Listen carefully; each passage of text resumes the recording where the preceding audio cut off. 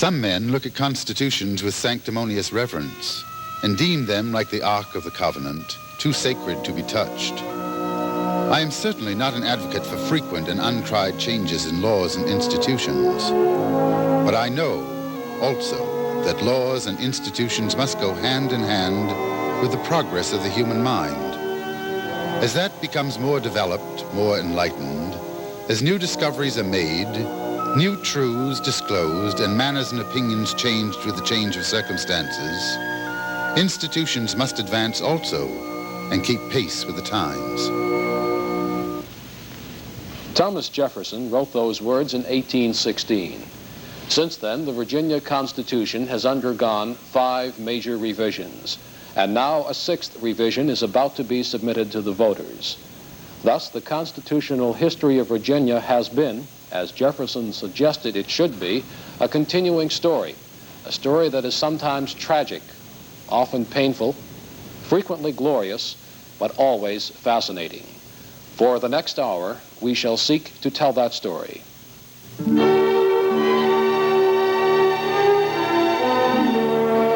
The Constitutions of the Commonwealth. A special report from WTAR News on the Constitutions of Virginia, past, present, and proposed. Now, here is WTAR News correspondent Nate Custer. It is appropriate, perhaps, that we begin our report here at the Virginia State Library in Richmond. Here, in a locked, air-conditioned, humidity-controlled vault, are stored the priceless originals of Virginia's great historical documents.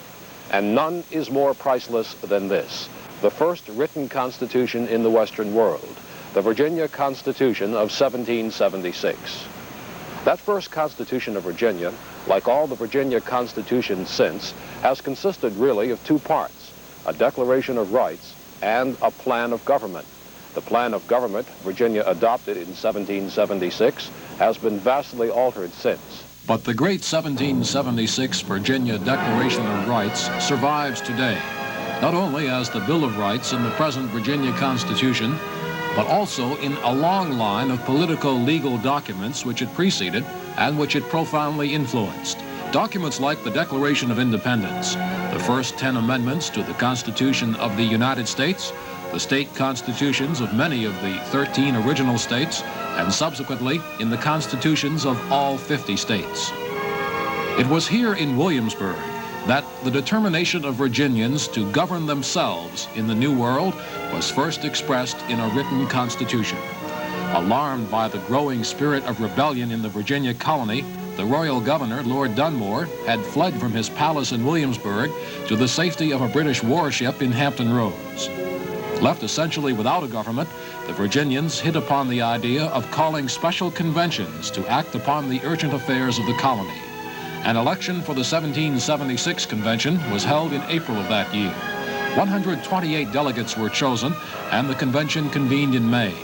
In the speaker's chair, serving as president of the convention, sat the illustrious Edmund Pendleton, a powerful conservative political leader, a gentleman who believed in government by gentlemen.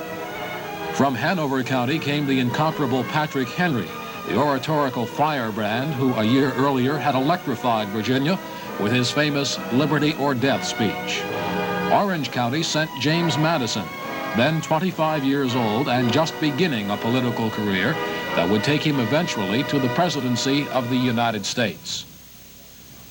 George Mason of Fairfax County, a wealthy planter, a scholar, an intellectual, on whose shoulders would fall most of the burden of drafting both the Declaration of Rights and the plan of government, the 2 parts of that historic first Constitution.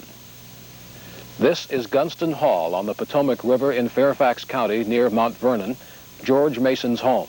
Its design, its furnishings, and its garden reflecting the elegant and classical tastes of the man. The historic home is now owned by the state and is open to the public. Mason had prepared himself well for the task ahead. He had read widely in the classics, in history, in philosophy, in political theory, in government, and in law. He had studied the ancient colonial charters under which Jamestown, then all of Virginia, had been settled. Those historic charters had guaranteed to the first settlers the same liberties, franchises, and immunities of Englishmen just as if they had never left England. Thus, the same basic rights embedded in the common law of England had always been regarded by the Virginians as their natural birthright. At Jamestown today stands a marker which memorializes the arrival of England's common law in the New World. England, of course, did not and still does not have a written constitution as such, but the great constitutional principles embedded in English common law, principles that can be traced all the way back to the Magna Carta, all of these were very much on the minds of George Mason and the other delegates who gathered at Williamsburg in that fateful spring of 1776. By then, George III had been King of England for almost 16 years, and during that time, both King and Parliament had systematically ignored and violated those natural rights which Virginians had thought to be their heritage as English citizens. Fighting had already begun. The time had come to take the next step, and on May 15, 1776, the convention took that step.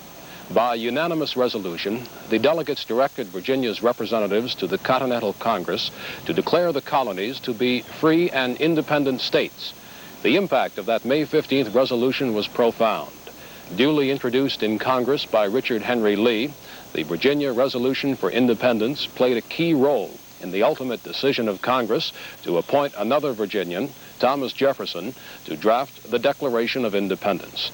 Meanwhile, here in Williamsburg, the Union Jack, flying from the Capitol, was taken down and replaced by the Continental flag, and the convention added to its resolution these words. Resolved, that a committee be appointed to prepare a Declaration of Rights and such a plan of government as will be most likely to maintain peace and order in this colony and secure substantial and equal liberty to the people. In those exact words did the convention take the action that led to the first Virginia Constitution.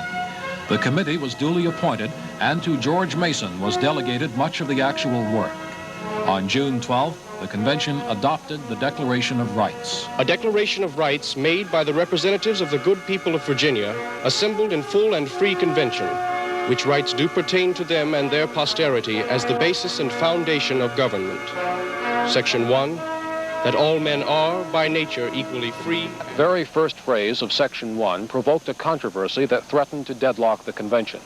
Conservatives took the floor to argue that in a slave-holding society, all men obviously were not free and independent.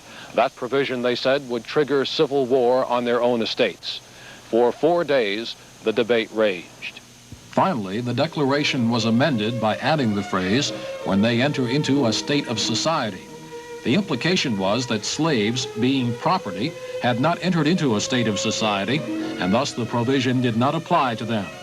Upon this compromise, the Declaration was adopted unanimously. But by failing to deal with the slavery issue then, the stage was set for constitutional issues which ultimately would result in civil war and which still trouble Virginia and the nation today.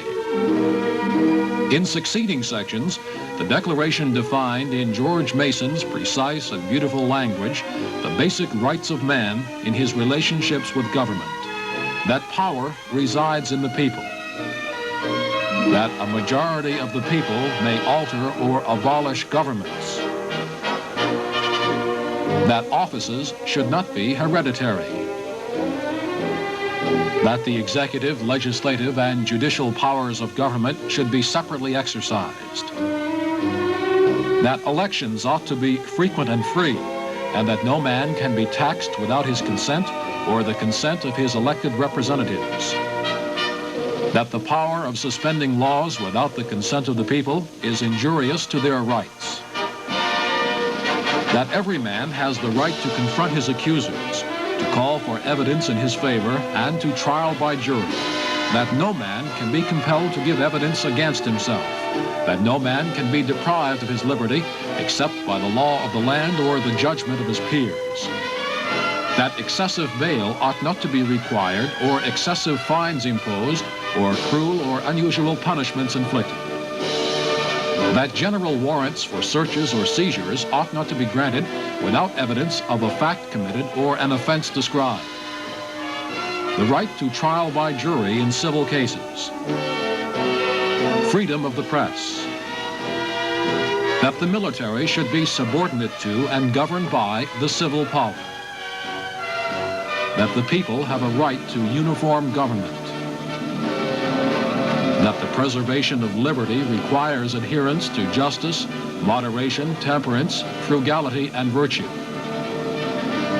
that all men are entitled to the free exercise of religion according to the dictates of conscience. Upon approval of the Declaration of Rights, the convention turned to the second part of its task, the drafting of Virginia's first plan of government, the body of the Constitution. We asked Dr. Lewis Mannarin, the archivist at the Virginia State Library, to show us that historic document.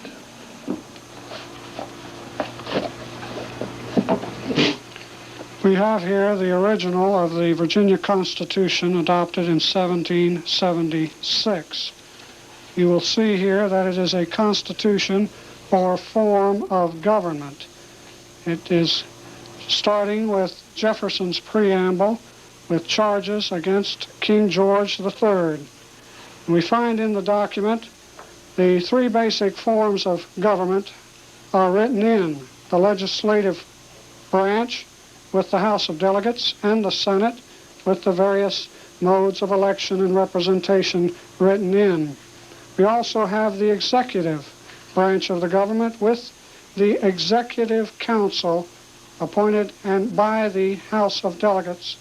And incorporated here is the judiciary, a portion of which was appointed by the House and a portion appointed by the executive. How did that first Constitution work out? Virginia was governed for its first 54 years under this Constitution, but it had its flaws.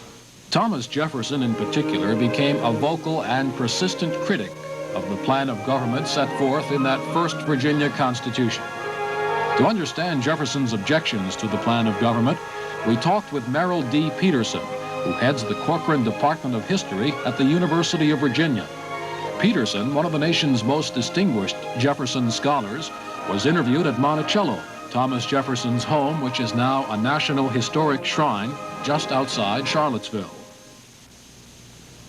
Mr. Peterson, why did Jefferson oppose the 1776 Virginia Constitution? Fundamentally, it was a matter of principle, and the principle was what the American Revolution was all about. Independence dissolved the authority of the British Crown, but where did the authority go?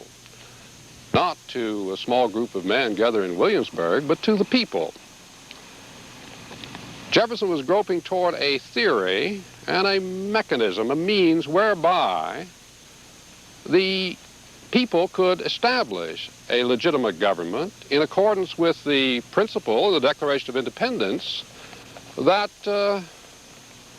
governments derive their just powers from the consent of the governed. Three things were essential in Jefferson's view. First, the convention that framed the Constitution should be especially elected for that purpose. Well, the group of men gathered in Williamsburg, the Revolutionary Convention of April, May, June 1776, had not been elected for that purpose. Second, the document framed by the convention must be ratified by the people. This was not done in the case of the 1776 Constitution. Third, there should be a provision in the Constitution for regular amendment and revision. This was not contained in the 1776 Constitution, the result being, in Jefferson's view, that it would be impossible for the Constitution to advance hand in hand with the progress of the human mind. So these were his fundamental objections. Perhaps he would have been less of a stickler for the principle of the matter if he had actually been in Williamsburg and had a hand in the framing of the Constitution. But he was in Philadelphia, of course, and assigned another task, the task of drafting the Declaration of Independence. Despite Jefferson's efforts, the 1776 Virginia Constitution was not revised until long after his death. Meanwhile, the tide of Western migration that began soon after the Revolution brought increasing numbers of new settlers into the Blue Ridge, into the fertile valley of Virginia, thence into the Alleghenies, and on to the rich prairies of the Ohio River country and beyond. And just as the vast Virginia of that era was bisected by the mountains, so too did a bisection of political opinion develop, a political split that brought the plantation aristocracy of Eastern Virginia into a constitutional confrontation with the more democratically inclined small landholders of the western counties. The eastern counties held the lion's share of political power in the General Assembly, and many tax-paying Westerners could not even vote because they owned fewer than 100 acres of land. Agitation for constitutional reform developed in Western Virginia soon after the turn of the 19th century, but the fight to get it was long and bitter. By 1816, every session of the General Assembly was deluged by petitions from the western counties demanding a constitutional convention. For years, the conservative Easterners managed to block a convention. But finally, in 1829, a convention was called. It met here in the old hall of the House of Delegates at the state capitol in Richmond. Few assemblages in American history have ever brought together so much talent under one roof. Artist George Catlin painted a group portrait of the delegates. Recognizable in the painting, which now hangs in the Virginia Historical Society, are two former presidents, one of whom, James Monroe, served as chairman of the convention. Former President James Madison was a delegate to the convention, as was John Tyler, who later would become president. The star-studded list of delegates also included John Marshall, the great Federalist Chief Justice of the United States Supreme Court, whose landmark decisions in Marbury versus Madison and other cases had established the authority of the Supreme Court to declare acts of Congress unconstitutional. There was Philip Barber, a former Speaker of the House of Representatives, the incumbent governor of Virginia, William Branch Giles, the eccentric genius and orator John Randolph of Roanoke, and dozens of other notables, including 7 past, present, or future United States senators, 11 incumbent congressmen, and 15 past or future congressmen. The old hall of the House of Delegates here in the Capitol literally rang with the clash of conflicting constitutional ideas, ideas couched in flights of oratorical eloquence rarely matched in American history. The reformers lost no time in presenting their demands, and the convention deadlocked on the reformers' very first demand for representation in the General Assembly and in Congress based on population alone. That would have given control to the huge counties of the West. The slave-holding Easterners wanted representation based on both property and population. John Randolph sided with the East. It is the first time in my life that I ever heard of a government which was to divorce property from power. Yet this is seriously and soberly proposed to us. Sir, I know it is practicable, but it can be done only by a violent convulsion, as in France. And the moment you have separated the two, that very moment, property will go in search of power, and power in search of property. The conservatives denounced as a metaphysical vision the contention of the reformers that universal white male suffrage and majority rule were natural rights. Reformer John R. Cook replied to that charge.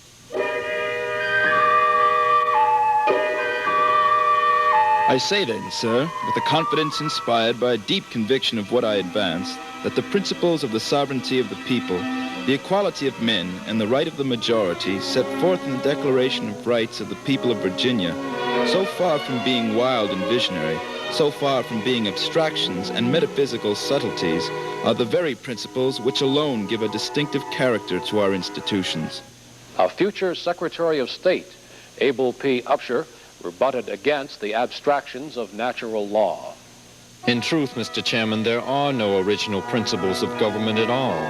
There are no original principles existing in the nature of things and independent of agreement to which government must of necessity conform in order to be either legitimate or philosophical.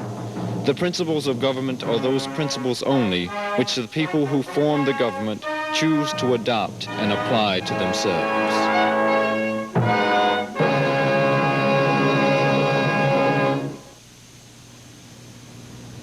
Despite the brilliance of the oratory, the Constitution that finally emerged in 1830 was a disappointment to the reformers.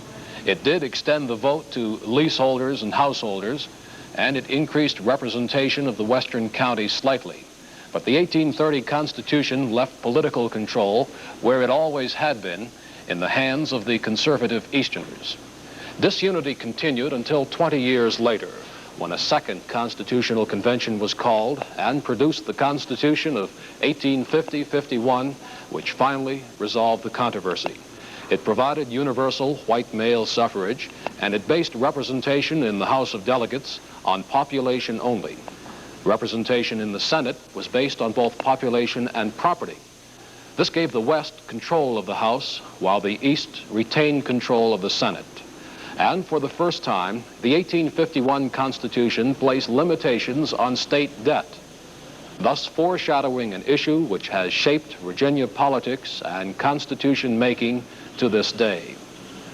Underlying the struggle between East and West at both the 1830 and the 1850 conventions was the issue of state spending for internal improvements, for roads, turnpikes, and bridges, for canals, and later for railroad investments. Beginning about 1825, the state adopted a policy of floating 6% bonds and using the borrowed money to buy stock in private transportation ventures like this, the James River and Kanawha Canal. Originally proposed by George Washington in 1796, the canal was to have provided a direct water route between Richmond and the Ohio River country, thus routing the vast commerce of the Midwest through Virginia ports. But in 1825, New York completed the Erie Canal and turned the commerce of the interior to the Port of New York, a blow from which Virginia ports have still not totally recovered. But then came the railroads, and Virginia saw a second chance.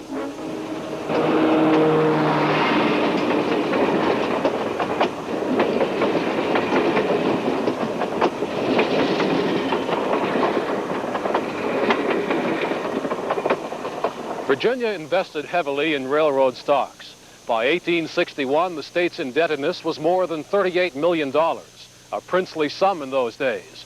Nevertheless, the income from the stocks was enough to take care of the annual interest, and in due course, the bonds would have been retired. But trouble was just ahead. April 12, 1861, Fort Sumter, South Carolina. 5 days later, April 17, 1861, Virginia seceded from the Union. This is the original handwritten Virginia Ordinance of Secession, preserved today in the state archives. It was adopted by a special convention that met in the old hall of the House of Delegates, where so much of Virginia's constitutional history has been written. Now, Virginia became a battleground.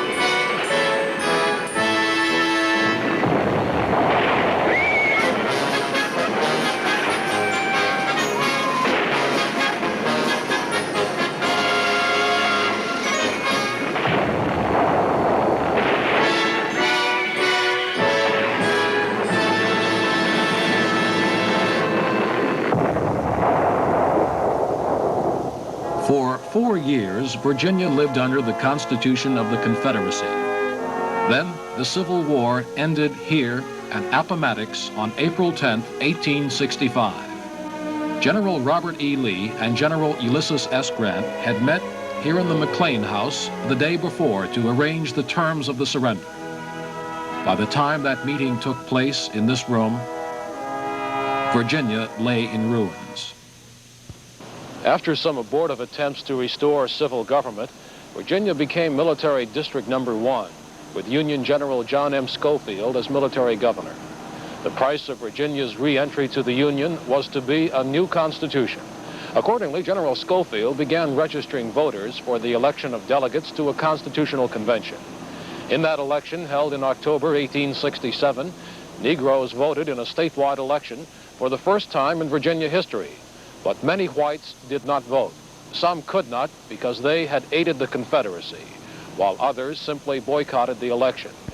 Thus, the Constitutional Convention was dominated by Negroes and radical Republicans. The president of the convention was federal Judge John M. Underwood, who had presided at the treason trial of Jefferson Davis. The Constitution the delegates wrote is still referred to as the Underwood Constitution. The document rests today in the state archives, still decorated by a red, white, and blue braided ribbon, with which some enthusiastic Union sympathizer embellished it. The Underwood Constitution, ratified by the voters in 1869, paved the way for Virginia's re-entry into the Union. In many respects, it was a remarkably progressive document. It's ironic to recall, though, that it was a constitution which Negroes helped write that first produced a constitutional requirement for a statewide system of free public schools. And it was that provision that helped fuel one of the bitterest political controversies in Virginia history, the fight over readjustment of the state debt. We asked historian Dr. Allen W. Mosier of Washington and Lee University about that controversy. Conservatives were lukewarm in support, and some of them opposed to free schools. And they felt that the honor of the state demanded that the debt be paid entirely. And after they passed the funding bill, there was a movement against them because the total revenue of the state was nothing like enough to care for state expenses, public schools, and interest on the debt. And the state was desperately poor. What opposition was there to this conservative policy concerning the state debt? At first it was scattered in various political groups. But in the late 1870s, the readjuster movement, led by William Mahone, was started and swept the state like a prairie fire. Mahone and his readjusters gained control of the legislature in 1879, and 2 years later, the governorship. They then passed the Riddleberger Bill, readjusting the state debt within the limits of the state to pay and meet its other obligations.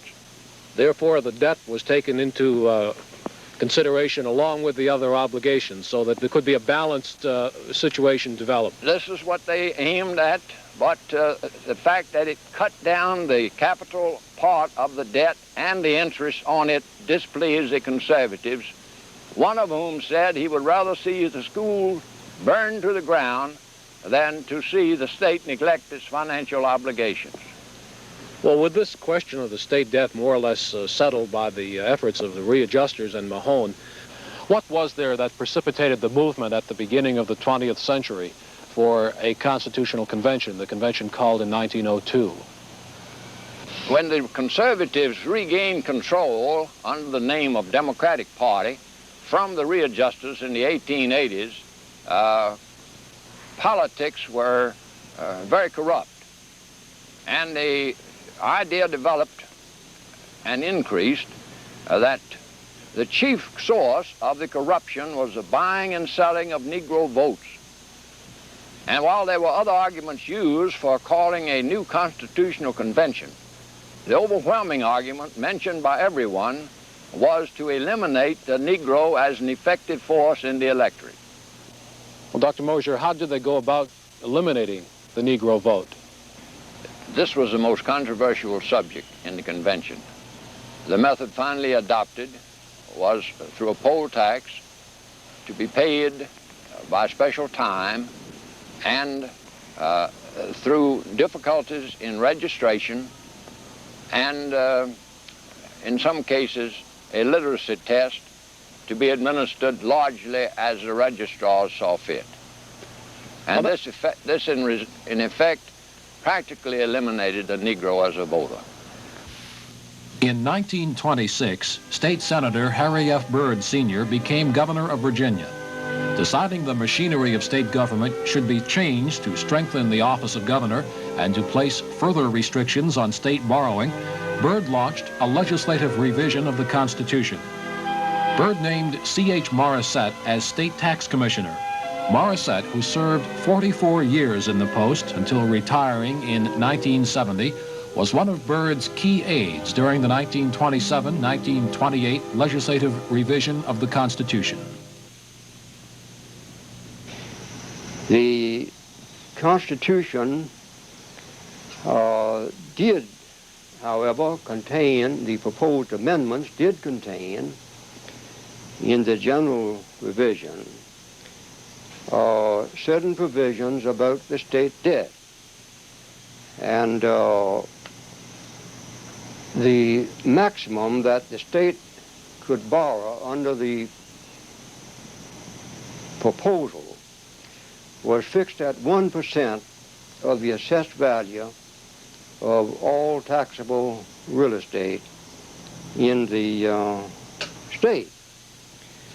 That provision is the one that was used recently to issue $81 million of bonds for capital outlays.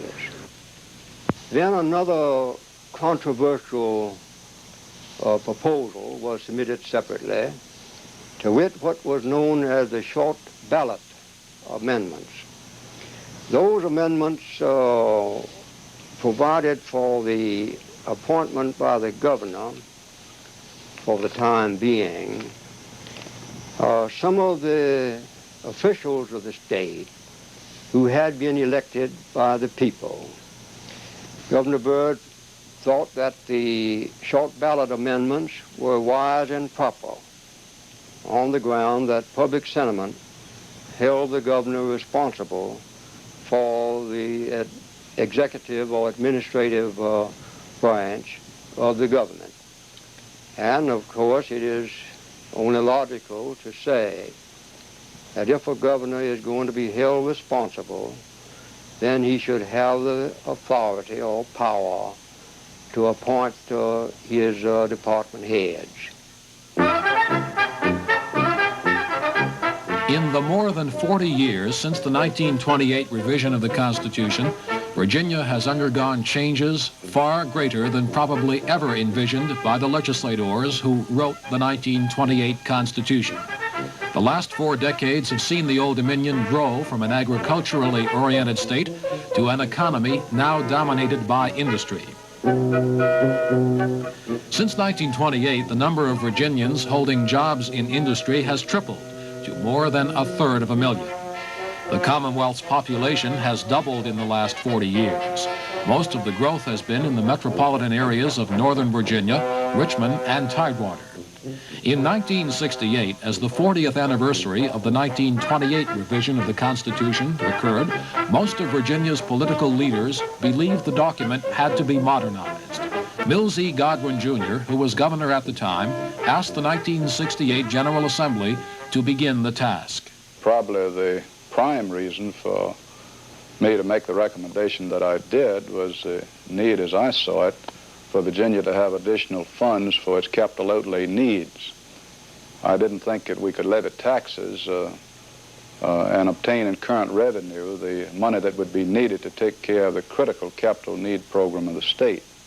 And I felt that we perhaps should go toward bonds for this purpose, but to have them properly safeguarded and the debt of the state so controlled and safeguarded that there wouldn't be any opportunity the state might embark upon a program of reckless spending and careless fiscal planning. Plus the fact that it had been 40 years since the Constitution had been amended and revised to any great extent. And during this course of time, the need for modernization of the Constitution in light of today's needs seemed to me to be apparent. I also felt that if we had a very outstanding group of people brought together to make a thorough study of the Constitution and the need for changes and to suggest recommendations to how it ought to be revised, that this would very much be in the public interest. The commission, made up of distinguished Virginians and headed by former Governor Albertus S. Harrison, Jr., presented its recommendations for constitutional change to a special session of the Virginia General Assembly in 1969. 2 months of deliberation by the House of Delegates and State Senate produced a proposed new Constitution. Then the 1970 General Assembly, after killing 2 controversial proposals, also approved the proposed revisions and put the proposed Constitution in final shape for submission to the voters. Advising the General Assembly as it revised the Constitution was A.E. Dick Howard, Executive Director of the Constitutional Revision Study Commission. Howard, a law professor at the University of Virginia, has been running the campaign this fall for voter approval of the new Constitution. Howard explains the major changes which the people are being asked to approve November 3rd. In the early days of Virginia, Thomas Jefferson recommended that each generation of Virginians revise the Constitution to see if the document responded to the needs of that generation. This revision, which the people will vote on in November, will be the 6th revision since 1776. And I think the document is characterized by that Jeffersonian precept. An attempt has been made to bring the Constitution of Virginia into line with the needs of our time. I think the changes might be summed up like this. In the first place, an attempt has been made to create government at all levels in Virginia which is more viable and more responsive. For example, by having the legislature of Virginia meet annually instead of only once every other year. In the second place, there is an effort in the Constitution to respond to problems which simply weren't concerning Virginians at the time of the last revision in 1928. For example, a new section on consumer protection and a new article recognizing problems of environmental quality. Third, I would submit that the revised Constitution is characterized by a response to the needs of the people of Virginia. And I could give many examples, but the one which perhaps ought to be singled out is the strong education article in this revised Constitution. It is an article which places upon both the state and the localities a role in creating a strong education system for the children of Virginia. And the spirit of this Constitution, I think, is captured by the fact that the Bill of Rights will for the first time place education alongside with the other fundamental values of Virginians. Republican Linwood Holton took over as governor as the Democratic-controlled 1970 General Assembly began the second and final legislative consideration of the proposed new Constitution. Holton says that voter approval of the new Constitution is of top priority. This is the most important single thing before the people today, because this affects a whole generation of Virginians. This gives us a new charter, which I think we need, and I therefore place it right at the top of the priority list in things that we need as a state to accomplish this year. Governor Holton is chairman of Virginians for the Constitution. Holton hosted a kickoff luncheon at the governor's mansion for the campaign for constitutional approval. The organization is made up of representatives of all political, social, and economic walks of life. Serving as honorary chairman of the bipartisan group is former Governor Mills Godwin. Godwin says the provisions to allow limited state borrowing for capital improvements are the most important in the proposed new Constitution. Virginia is a great state. It stands on the threshold of even greater things to come. We need the mechanisms by which we can to give the people the services that are essential and are critically needed. And I must say, as I have said so many times, I do not believe that the money that we need in a very serious way now for capital improvements in education and mental health and a lot of other needs, public health and other things, I do not think we can get it by increasing taxes. I think this will be prohibitive and people will not stand for it. And on the other hand, we've got to have the money, and I know of no other way to get it except on a prudent system of borrowed money under bond financing with proper safeguards, as I think we have. The other alternative is to do without them. Now, we cannot do this. We cannot fail to get these programs without jeopardizing the future of this state. We're growing rapidly, the state's becoming industrialized, and the opportunity that awaits us as a state is tremendous, and we must have these things done in order that we might be able to meet the challenge that's ours. While not wanting to underestimate the importance of the borrowing provisions, Governor Holton feels there are several other much-needed changes in the proposed new Constitution. It will be bringing our government closer to the people, for example.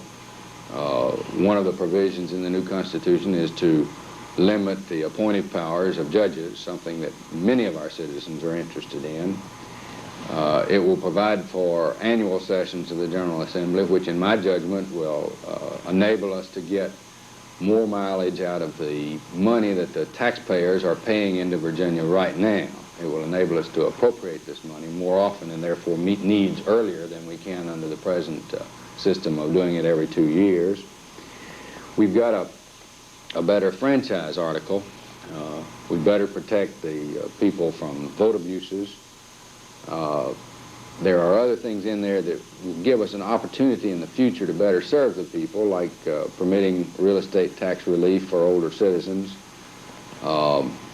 There is provision for some consumer protection that we don't now have. The provision on the judiciary is improved very substantially, particularly by providing for a procedure for the retirement of disabled or judges who have become ill and are not really still able to serve as judges. I don't mean to overlook the enlarged capacity in the Constitution, the means that it gives the General Assembly and the governor and the people to meet financial requirements for capital outlay. The revenue provisions, all of the new revenue provisions are extremely important and will enable the citizens of Virginia to meet their needs if they want to. It gives them the method of doing it. One of the few politicians not backing the campaign for voter approval of the new Constitution is State Senator Leslie D. Campbell, Jr. of Hanover. Campbell says it's unwise for Virginia to begin borrowing for capital improvements. The thing I think that people should understand is that there's no Santa Claus. The federal government certainly has experienced this in their deficit spending. And if you borrow money, you've got to pay it back. You've got to pay the principal back and the interest back. It isn't fair for this generation because it wants more than it can afford to pay for to strap future generations with tremendous interest and principal cost in the future. And what are they going to do for their needs? I think our system has worked well here in Virginia, and we're proud of our government, and that we should maintain the system that we have. In the Constitution prepared pursuant to Governor Byrd's reorganization plans in 1928, when the Constitution was amended, there was provision for bonded indebtedness, general obligation bonds of the state, and those bonding provisions have been used. They were used in the last administration to meet principally some needs of higher education and mental hygiene and some other items. So we're not breaking. This Constitution is not a break with tradition. This new Constitution is merely an updating. Delegate John Warren Cook, Speaker of the Virginia House of Delegates, is probably the #1 advocate of one of the less controversial items in the proposed new Constitution, the provision for annual General Assembly sessions. Cook says the press of state business has reached the point where the legislature must meet every year. I think it is something that's been needed for a long, long time. Our present method of biannual sessions, as you well know, have almost become annual sessions with special sessions. Certainly in the last 20 years, there are a number of special sessions have been called to deal with the problems which come before us. Now with an annual session of 60 days, one in the even-numbered years and 30 days in the odd-numbered years, I would hope that the work would be facilitated considerably. As you presently know, the volume, the measures that have come into the General Assembly have just increased by leaps and bounds. Not too many years ago, during our 60-day session, we had 500 or 600 bills and resolutions to consider. Now it is considerably more complex. 1,700, 1,800 every 60 days. It is manifest that proper attention cannot be given to a volume of that nature within the time prescribed. I would hope, and I believe, that the advent of annual sessions will be of large benefit to the members of the General Assembly. Virginia's senior citizens living on fixed incomes have been victimized by sharply rising real estate taxes in recent years. The proposed new Constitution contains a provision which could clear the way for local governments to give tax reductions to those over 65. Delegate Ted Morrison of Newport News was among those members of the General Assembly who pushed hard for inclusion of the tax relief for the elderly provision in the revised Constitution. We have found in the urban growth the situation occurring where property taxes are spiraling, just as inflation and other things. The property owner who is elderly, retired perhaps, and has sensibly planned his income, finds himself assessed with taxes far beyond his expectations. The shopping center goes up down the street. His property may be rezoned commercial. It's true his property is more valuable, but he didn't buy it to speculate with. He bought it to live on. Now, some localities have asked for the power to provide some relief for this situation. After all, I believe that it's cheaper to permit a person to continue to own his home rather than force him out, thereby perhaps forcing him on welfare. So it would permit a more flexible attitude among the localities. And these people that we're speaking of typically have been property owners, have paid taxes over a long period of years, and have not asked for relief as citizens. They've contributed substantial amounts of revenue through their working years. And we've seen the situation right here in Newport News where people are actually forced out of the city, fleeing to the rural areas surrounding Newport News. As the urban sprawl develops and continues, they can't flee much farther because we're finding that some of the suburban counties are now raising taxes. Among the problems which the industrialization of Virginia has brought about in the 42 years since the last revision of the Constitution is pollution. In the proposed new Constitution, the conservation provisions have been broadened substantially. State Senator Willard J. Moody of Portsmouth played a key role in convincing the General Assembly to strengthen the constitutional provisions dealing with clean air and water. The existing Constitution does not have anything specifically with reference to protecting the air or the water. It only sets out the duty of the Commonwealth to protect the oyster beds and the shoals along our waterfronts. At the 1969 special session of the General Assembly, you were in the forefront of the move to include the right to clean air and clean water in the language of the revised Constitution. Why? Well, I'm sure that I was not alone in my efforts and in my recognition of the fact that we should have something specific in the Constitution protecting our land, our waters, and our air, and setting out the right of the people to have clean air and clean water. And for this reason, the reason that I felt so strongly that it should be a constitutional mandate protecting the air and water, I did offer an amendment which was eventually adopted through, of course, others offered amendments, and many ideas went into the final outcome. But we did do this because we felt so strongly that certainly we should give it the significance of being a specific constitutional mandate. The General Assembly turned down appeals by Virginia Catholics and refused to change the Constitution to allow some type of state aid to church-connected elementary and secondary schools. The school board of the Catholic Diocese of Richmond has expressed disappointment and dissatisfaction with the legislature's failure to lift the ban on aid to parochial schools. Father Paul Gahn of Sacred Heart Parish in Norfolk is a member of the diocese school board.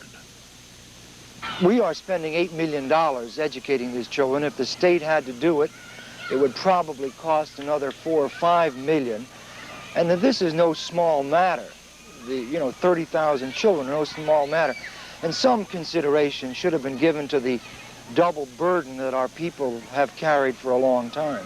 In other words, you wish that the new Constitution contained a repeal of the ban on aid to sectarian and private schools. Well, I don't say repeal, but I think some consideration should have been given, similar to, say, Pennsylvania or Michigan, where some aid be given to pay teachers, for example, teaching secular subjects. If a teacher is teaching mathematics and teaching children of the state, well, there's no religion involved in this. George Burris, Jr., a Richmond consulting engineer, is chairman of Independent Virginians for Political Action. His organization is urging rejection of the bulk of the proposed revisions in the Constitution. Regional government will take away from the state, from the local government, such as city and county and town, a lot of their rights, and a lot of the things that they decide now will go over to the regional government. And it is another level of government that we have to support, and another set of politicians we have to deal with. So it just means more expense for the hard-earned taxpayer to support this. In connection with the regional government is the education situation. Now, and the way the State Board of Education will be set up, the two together will mean that the parents will lose just about complete control of any voice in what goes on in education. The argument has been made by some who misunderstand the Constitution that the new Constitution will result in regional governments being foisted upon the people, and that it will result in creation of consolidated school divisions and forced school busing, things like that. The fact is that the new Constitution is more restrictive than the old Constitution, both as regards regional governments and as regards school divisions. There is in the present Constitution no restraint on regional government. The new Constitution gives the people of each locality the right to say in referendum whether they want to be part of a regional government or not. It's a new safeguard. As regards school divisions, the State Board of Education presently has the power to consolidate school divisions in Virginia without asking local consent. And the new Constitution gives the General Assembly a tighter check over the power given to the State Board of Education. George R. Walker of Portsmouth heads the Save Our State Committee, whose main argument against the new Constitution is the method with which it's being revised. Walker contends that a constitutional convention should have been called. And that's the only leeway they had on Section 197. It said, when the time is desired by the General Assembly, it shall ask the people to vote whether or not they shall revise and amend the Constitution. Now, the amendment process is easy, and they've used it all these years. And it allows the legislature to decide that amendment is needed to a certain section of the Constitution, and the Code of Virginia was written, 30-13 and 3019, to process that amendment so that the public would know word for word, 3 months ahead of the time they had to vote on it, what was being lost and what was being gained. In the case of the revision that they are now going to place on the ballot as proposal number 1, 2, 3, and 4, you have lost the ability to determine what's being done to your Constitution. The government had no right to set up its own process for revising the Constitution. That's been my entire argument. Not what's in it, because that's bad enough, what's in it, but the method in which it's being done is taking away from the people their right to know before they go to the polls.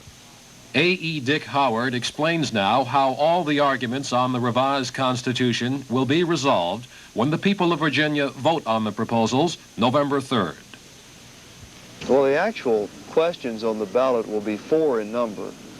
Rather than having the people vote on a single proposition, sort of a take it or leave it kind of ballot, the General Assembly has divided the questions up so that most of the changes, including the deletion of obsolete sections, the general housekeeping of the document, as well as the generally agreed upon substantive changes, are included in Proposition 1 on the ballot, which is the main body of the Constitution.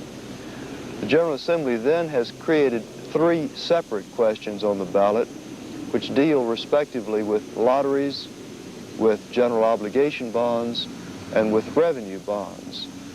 Now, the people, when they vote on these 4 questions, will be able to vote yes or no on any of those 4 questions in any combination they like, so that they need not vote yes or no across the board on all of them. So the next move in the current effort at modernizing the Virginia Constitution is up to the voters.